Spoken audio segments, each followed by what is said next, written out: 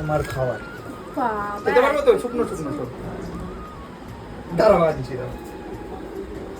খুশি আছিস? এমা এতে খুশি আছিস? হ্যাঁ এগুলো কে রান্না করলো রে? জামাইবাবু। দেখো তাড়াহুড়োয় আমি বাটি জোগাড় করতে পারিনি। হ্যাঁ, তাড়াহুড়োর মধ্যে আমি বাটি জোগাড় করতে পারিনি, যে বাটিগুলি জোগাড় করবো। দাঁড়াও এক এক করে আনি। জামাইবাবু রান্না করেছে সব তোর জন্য। ওই ঘরে বাটিগুলো দিলাম, বাটিগুলো পাইনি, এই কন্টেনারগুলোর মধ্যে সব দিয়ে দিয়েছি।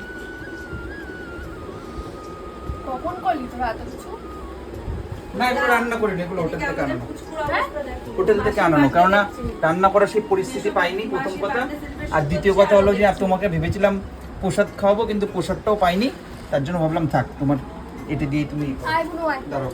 আচ্ছা, পায়েস তো এই বছর তুমি খেতে পারবে না, যেহেতু পায়েসের পরবর্তীতে রসমালাই তোমার আমার জন্য। ফেভারিট এটা।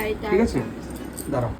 এইবার হলো সব থেকে বড় কথা হলো, উঠে দাঁড়াও, উঠে দাঁড়াও, দাঁড়াও, উঠে দাঁড়াও।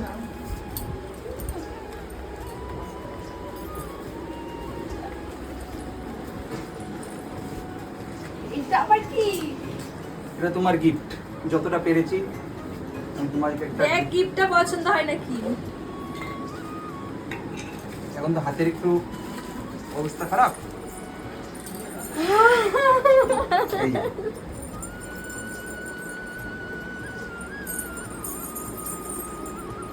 দাও। এটা আমার খুব পছন্দ ছিল, এইরকম একটা পাইতরের খুব ইচ্ছা ছিল আমার। ছিল? হ্যাঁ নাও। আরেকটা দাঁড়াও। আরেকটা আরেকটা। একটাই।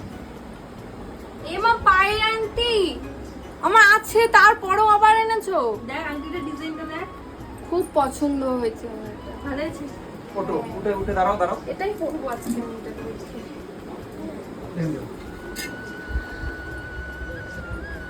ওরে না, সেরা সেরা সেরা ছিল।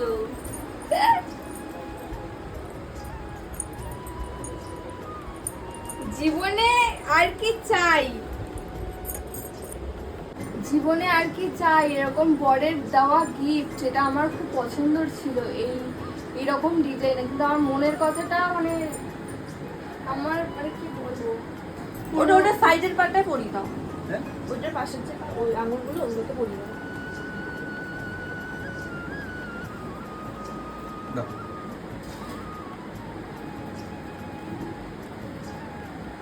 দুটো করলে ভালো লাগবে ভাই। আর লাগতে একটা দাও। এই একটাই পড়তে হবে। আচ্ছা, ঠিক আছে, পরে আবার খুলতে পরে পারবে না, একটা ওটা পরে। ঠিক আছে এখন বের করবো। কেমন? হেভি পছন্দ হয়েছে আমার। কালকে রাত্রিবেলা আমাকে বলছিল আমাকে কিছু দেবা না, তো আমি কি, না না দিতে পারবো না, এই করে রাত্রিবেলা রেগে শুয়েছে ছিলে। আমার খুব পছন্দ হয়েছে। ভালো লাগছে? হ্যাঁ হ্যাঁ, এবার খেয়ে নাও আস্তে আস্তে। দেখো, ইচ্ছে ছিল হবিবপুর স্কন মন্দিরের প্রসাদ আনবো, কিন্তু আনফরচুনেটলি ফোন করলাম ওইখানে, জানি না কি হয়েছে, বলছে ডাব্বা নেই, তার জন্য প্রসাদ প্যাক করে দিতে পারবে না। তা ঠিক আছে, প্রসাদ যখন প্যাক করে দিতে পারবে না, এইদিক ওইদিক অনেক জায়গায় খোঁজ করলাম, কোনো জায়গায় পেলাম না। তারপর আমাদের এইখানেই কাছে একটা রেস্টুরেন্ট আছে, ওখান থেকে দুপুরের একটা স্পেশাল থালি অর্ডার করেছি ওর জন্য।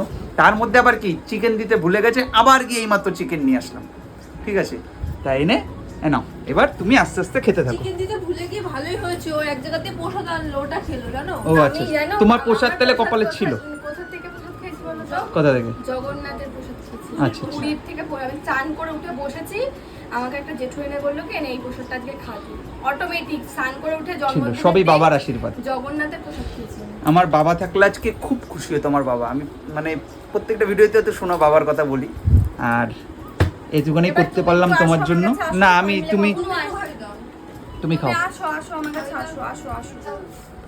এটা দিয়ে ফার্স্টে হলো, এটা দিয়ে